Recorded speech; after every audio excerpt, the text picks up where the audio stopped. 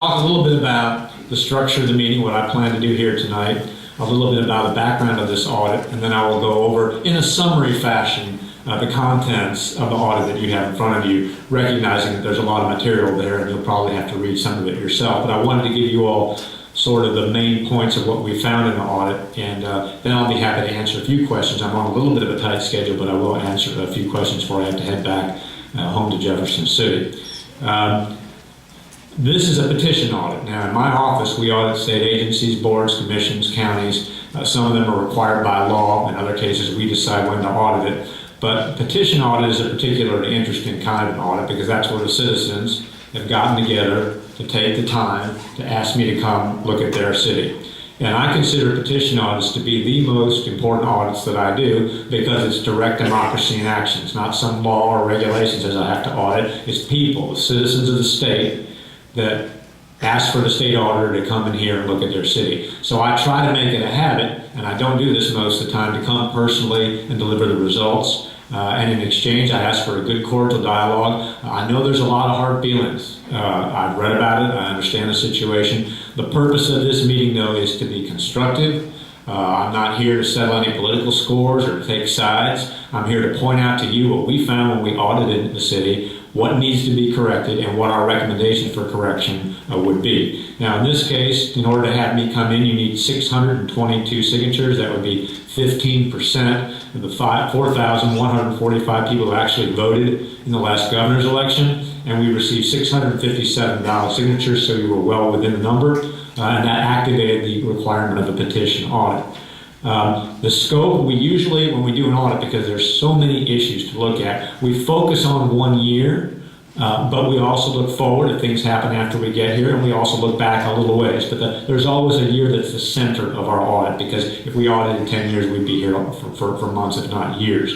We audited the fiscal year ending December 31st, 2012, so about ending 11 months ago, but we did look at some of the ongoing issues that have gone forward into this year and looked a little bit back into prior years as well. We also audited the municipal court while we were here, and you've seen that audit's already been out. Our audit also has a grade attached to it. When I became state auditor, I was the first person ever to think that we ought to be grading, and the reason we grade is simple. People are more responsive when they're graded, and you get a more accurate assessment of where you stand. Now, our criteria are very objective. You can see the criteria in the audit. We have four levels. You can get an excellent, a good, a fair, or a poor. And in this case, unfortunately, I have to give the bad news that Bolivar got a poor rating, which is the lowest rating we give in our office. Now, that's not meant to cast aspersions on anybody or cause any trouble, but we have very objective criteria on what it takes to get a different rating, and this qualified as a poor. And that means there needs to be significant improvement in operations under our criteria. There are numerous findings that require management's immediate attention, and there's some issues that have been going on for a long time. Now, under my grading system, any entity that gets a poor, we come back 90 days later. Darryl Moore, some of you know him, he used to be the Greene County prosecutor, is the head of my follow-up team, and he will come in 90 days from now to make sure that all the recommendations that we made for improving the finances and performance of this city have been implemented. So this is not the last you're going to see of us. We will be back in 90 days. We will ask for a progress report. We will dig into the data. We will see if you're on the right track, and then sometime after that, we will issue another audit report to let you know how the city's doing. I think it's very important not just to come in here, breeze in, do an audit and leave, but to make sure there's follow-through and follow-up on everything we recommended, so you'll see us again soon. I want to talk about the findings. Now, you have the audit in front of you, and so you can kind of follow along with me. A finding in an audit language means something that needs to be fixed. It's not, we don't have findings on good things. We have findings on things that need to be fixed.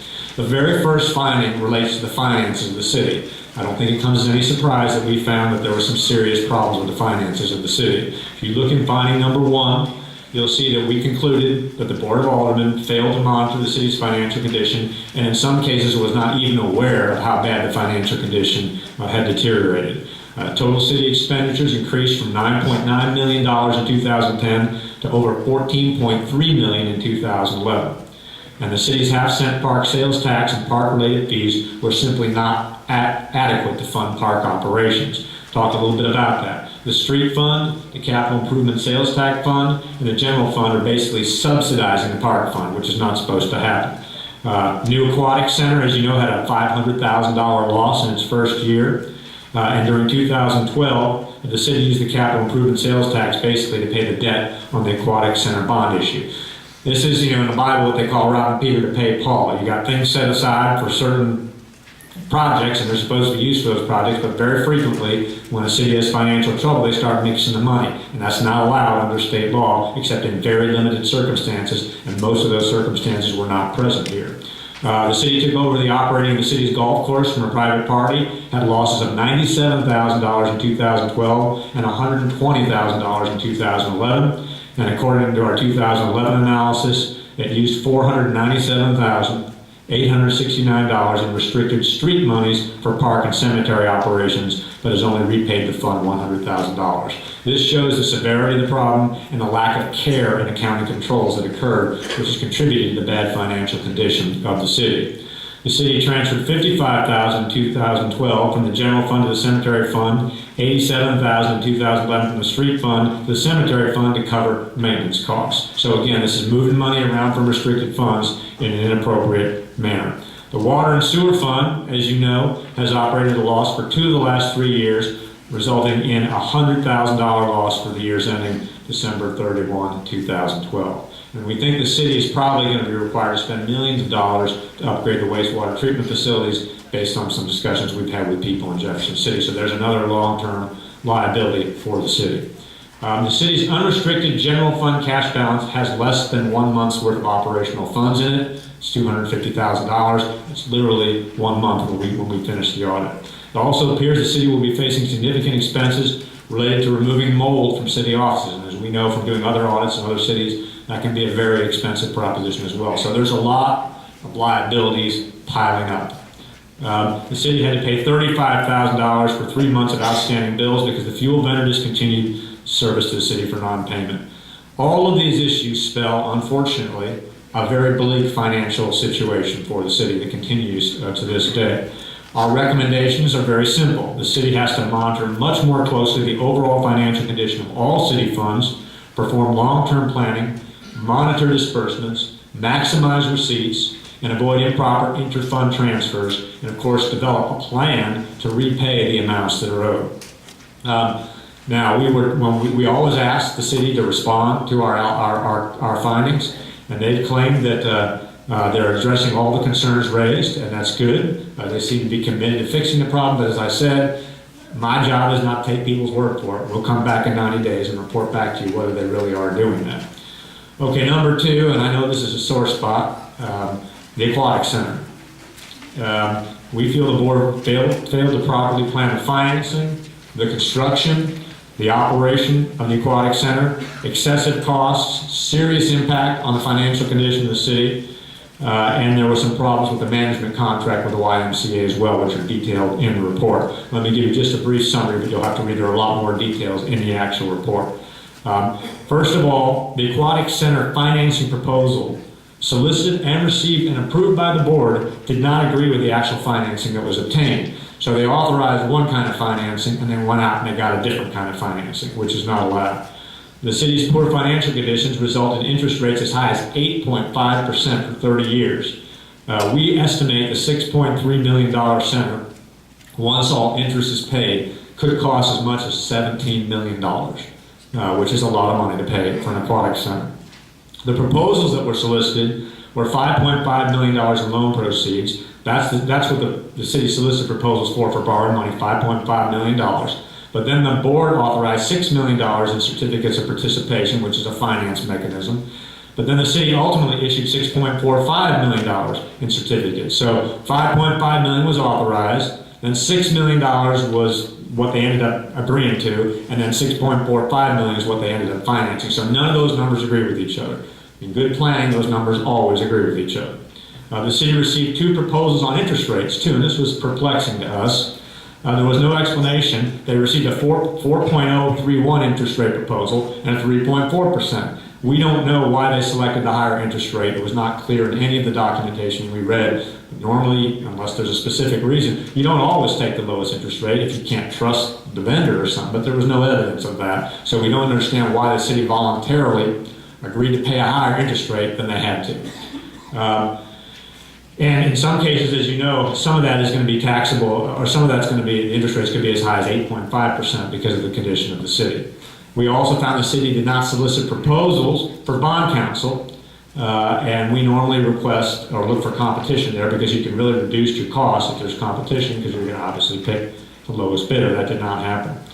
Let's talk for a few minutes about construction costs. The construction costs just vary fairly wildly from the estimates. The Aquatic Center had a budget of $4 to $5 million.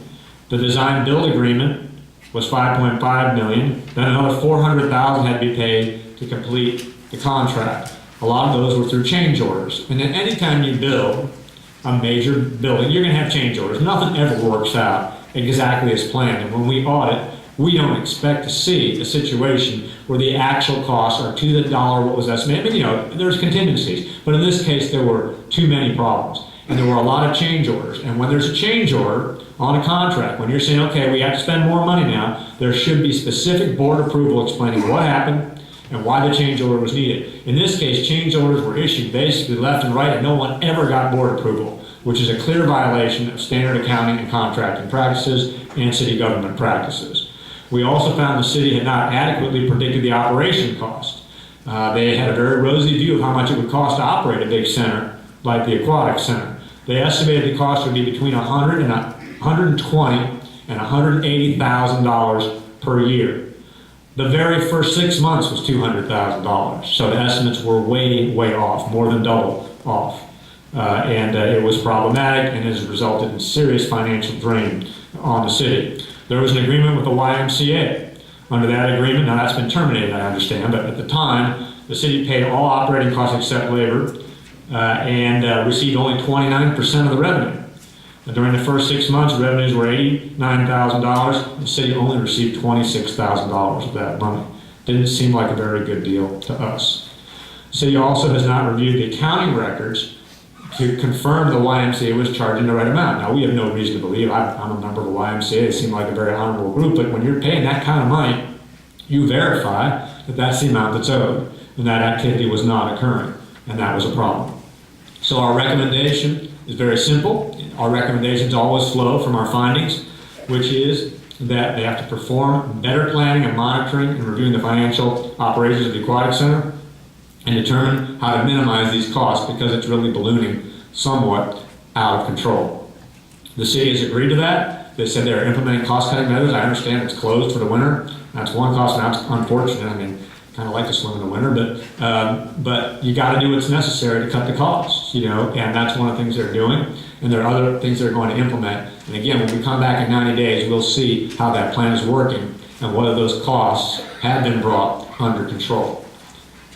The city allocates administrative expenses to different departments, transfers money, but often it's not done in accordance with state law. Let me talk a little bit about that. This is finding number 3. So finding number 2 is Aquatic Center if you want to turn in your audit report to finding number 3. This goes a little more detail about the restricted funds I mentioned earlier. It really covers in great detail how the money was transferred back and forth and what the problems are with that. I will not go into a lot of detail. You can read it, but to summarize, the city basically commingles, mixes together funds into one pooled account, and then routinely pays disbursements from funds which have a negative balance, basically borrowing money from other funds, does not properly track where that money is coming from or to which fund it is owed.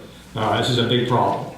The city allocates administrative expenses to different departments, transfers money from these departments to the general fund to cover expenses, which is fine, but the city transferred, in the year we looked at, the year we focused on, $147,000 more to the general fund than was needed to cover those expenses, leaving other funds without any money. That was the problem. The projected transfers for 2013, we don't have the final data, could be as much as $1.5 million transferred back and forth between funds. When there's that kind of money being moved around, that's a sign of poor financial planning, very poor financial planning. In addition, the city reclassified several employees as administrative employees, which moved their payroll expenses from the departments to the general fund, And these salaries were then allocated to streets, parks, water, sewer, cemetery, and other funds. Many of these reallocations we found were highly questionable.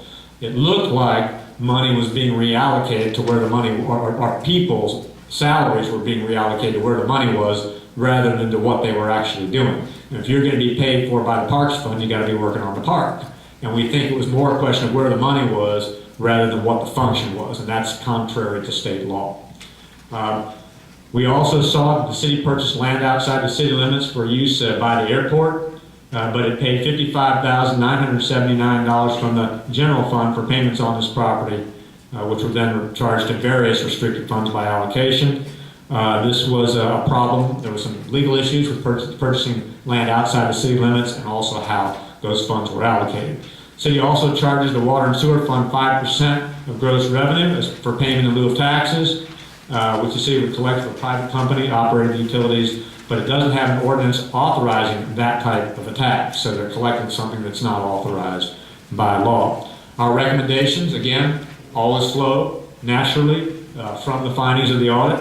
We expect expenditures to be allocated based on specific criteria and corrections made. You don't allocate money to the cemetery fund unless somebody's working on the cemetery. It's not rocket science, and we expect to see that reorganized and done properly and in accordance with state law. Finding number 4, we'll move on to that in your audit report if you want to follow along. We found that the city needs to improve its purchasing and disbursement controls, and sometimes does not properly report payments as required by the IRS. Now, I'm an auditor, I only audit government. The IRS audits everything, and you don't want to be crosswise with them, and some of the things that were going on seem to run afoul of IRS guidelines. So let's talk a little bit about it. This is actually a fairly common finding, but it's an important one. In our office, and you know this if you're in business, competition lowers price. It's as simple as that. If you want the best deal, you have competition.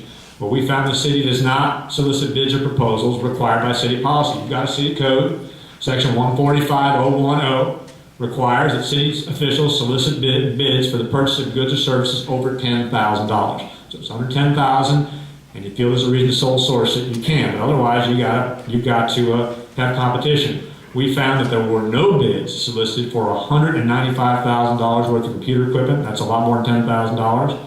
Police cars, legal services, auditing services, street paving, and several other issues. So this is a situation where there was no competition. So there's simply no guarantee that the city and the residents of the city got the best deal for their money. The city code also requires the city to solicit proposals for certain services, like banking, every odd year, but they haven't done that since 2009. Now, maybe you got a great bank, that's fine, but you got a law too. It says you got to solicit that, and you got to require proposals to come in. The city did not always document its evaluation, selection of engineering services, or ensure documentation of qualifications of the people they actually chose were good. So, for example, in June 2011, the city solicited and rated engineering firms for consulting services for the airport.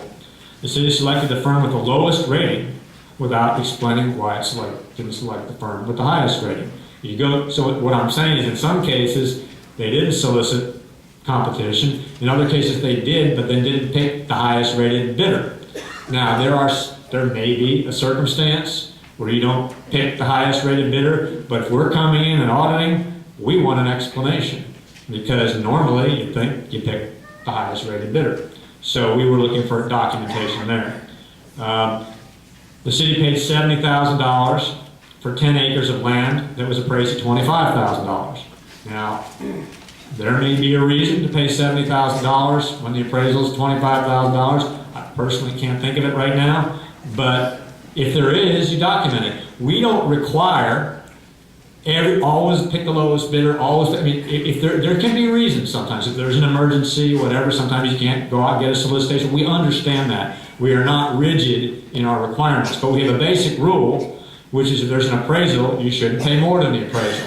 If you do pay more than the appraisal, you have to document why you paid more than the appraisal. And the problem was, in this case, that they paid almost 3 times the appraisal, and there wasn't any documentation as to why. And we were looking for that, so that was a problem to us. There were also interest and penalties paid on some transactions, which I won't bother you with because the amounts of money are relatively slow.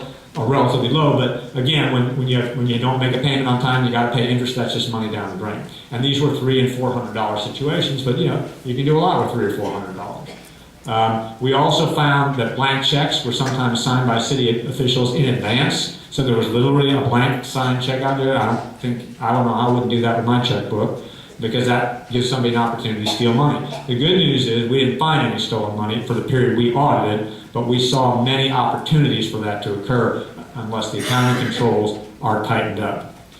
Okay, our recommendations, you could probably say them as easily as I could. Solicit bids when the city policy requires it. It's over $10,000. Document selection and purchase decisions. If you don't take the lowest bidder, explain why. Discontinuing paying for goods in advance. Improve disbursement controls, and abide by IRS requirements. The good news is the city has assured us they will implement all these recommendations going forward, and in 90 days we'll come back and let you know if that's what's happening. Let's move on now to finding number 5 in the audit report.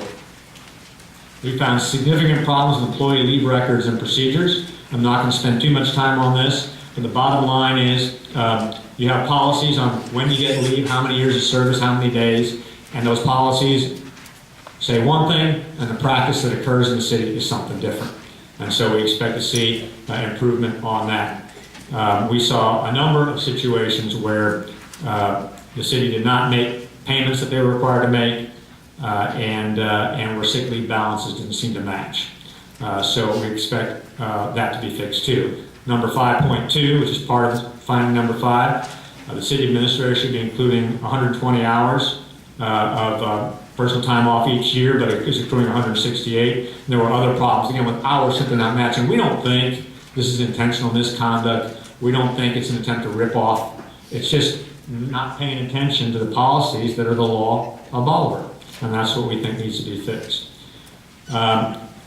And there's a lot of small examples that add up, which you can read in the report, but suffice it to say that leave, vacation, sick, all those policies were not adequately followed. So our recommendation is please make sure that procedures are adequately documented and approved. Talk with your legal counsel and make sure you're doing it right and complying with various federal and state guidelines, and ensure leave accumulations and compensation are in accordance with city policy. And again, the city has assured us that they agree with our findings, they recognize it's a problem, and they will change the way they do business and fix this. A few other findings I'll just summarize as you go through the rest of it. The city clerk did not maintain accurate accounting records, did not timely perform bank reconciliations, or ensure funds transferred posted were approved by the board and that they were posted so everybody can see them. Now again, one thing I look for since I've been auditor, and I will tell you, we did not find stolen funds, so I want to be clear. But when you don't have good accounting controls, it gives people a chance to steal. And embezzlement is on the rise in the whole country and in Missouri. Since I've been auditor for 3 years, I've now found 27 public officials stealing taxpayer money. I don't mean misusing it, I mean stealing it. And in every case, it was because there were lax financial controls.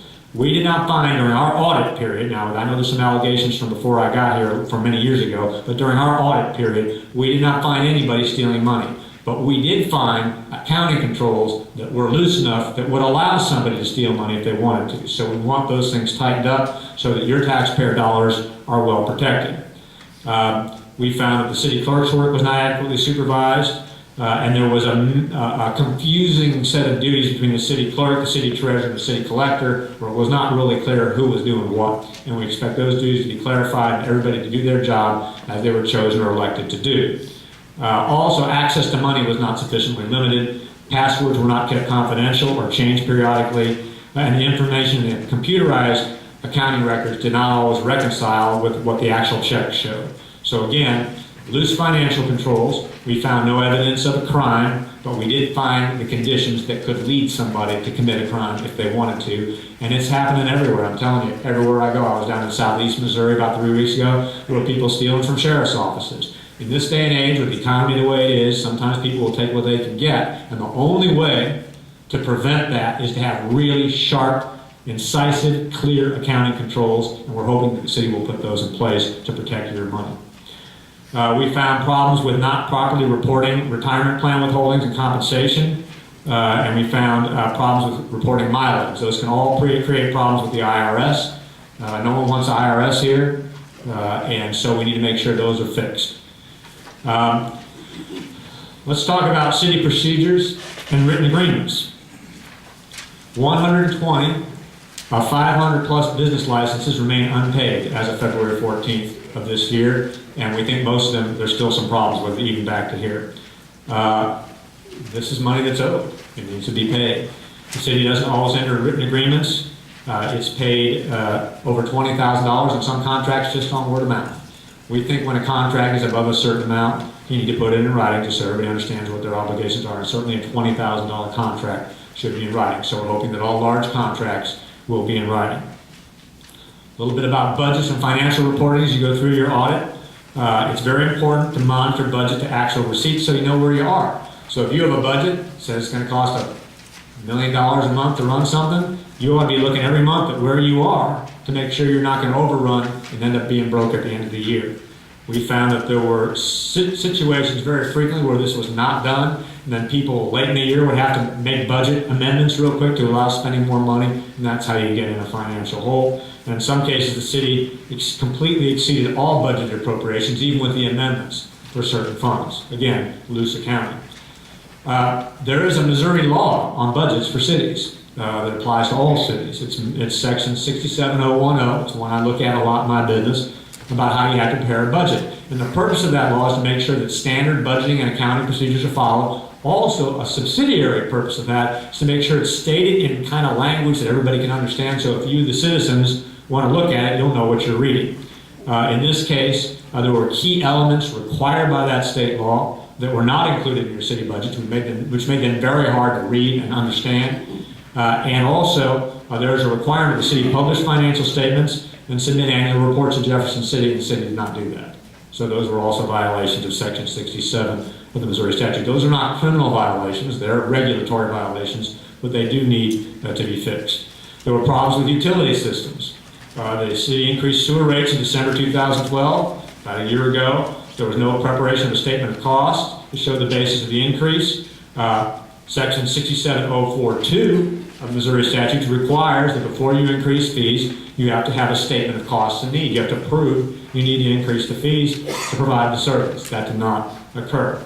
And there were also no procedures to ensure adjustments posted to consumer utility accounts match those on the actual manual forms, kind of like what happened with the checks and the balances on the main statements of the banks, where they did not meet and match.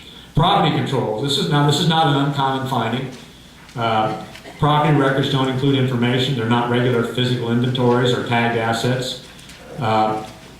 Almost everywhere we go, people don't monitor their inventory very clearly, and there's a reason for that. In the old days, inventory for a city was like this podium. No one steals a podium. I mean, maybe somebody does. I don't know who would, but nobody really steals a podium. But what's inventory today? It's electronic equipment, it's video equipment, it's iPads, things like that you can steal and you can get a lot of money for. So it has never been more important than it is now today to have very good inventory control. In the Kansas City schools, when I audited them a couple of years ago, there was $2 million worth of missing electronic equipment because they were not monitoring inventory. So it's very, very important as inventory becomes easy to steal and easy to sell that you have better inventory control. And this is not a problem unique to Bolivar. This is a problem that we find all over the state of Missouri. We also found some issues with evidence seized in police situations. There were some problems with that. They were not serious, but there were some problems that we hope will be fixed. What about ordinances and the Sunshine Law? That's another common finding. There are certain record requests that people make, and there's fees that should be charged. There was inconsistency in the way those fees were charged in the city. For example, the city received 2 similar Sunshine Law requests on the same day. And you know what the Sunshine Law is. Everybody raise their hand, you know what the Sunshine Law is? Yeah, if you want records from the city, you can ask for them, but you got to pay. You got to pay the cost. But on the same day, they estimated 50 cents for one citizen and $140 for the same citizen, for a different citizen for the same records. Now that's a little bit of a difference, 50 cents versus $140. You do have to pay, but there has to be some rhyme or reason to it, and it has to be tied somewhat to the actual costs, including overhead, that it's going to cost the city to make those requests. We also found that the board held some discussions and votes in closed session which were not allowable under the Sunshine Law. And I did hear there was a little question about our audit exit, whether that should have been an open meeting. Under state law, that's actually supposed to be closed. I'm supposed to be able to talk to people confidentially get their feedback. So that was not one that had to be open, but there were other ones that did have to be open that were not open. Now, this is not good news. I do not like to give a low rating to a city. I've spent time in Bolivar. I've been here actually many times just for different purposes, official and unofficial. I'm good friends with your state senator, Mike Parson, who is one of the most respected people in all of Jefferson City. You're very lucky to have him represent you. I think very highly of Bolivar. I know Roy Blunt has some roots here. Darrell Moore, my follow-up team, has some family here. I have nothing but respect for Bolivar. It's a beautiful city. It's the heart of Missouri. I'm here for one reason, to help make its finances as good as the rest of it. So I hope the city is committed to making the changes that we've asked. These are all real easy to understand. The fixes that need to be made are clear. And in 90 days, I hope I'll be able to report that they've done their job and you're back on the track to financial solvency. You can all go on with your lives. It's an honor to serve as your state auditor, and thank you very much for coming tonight.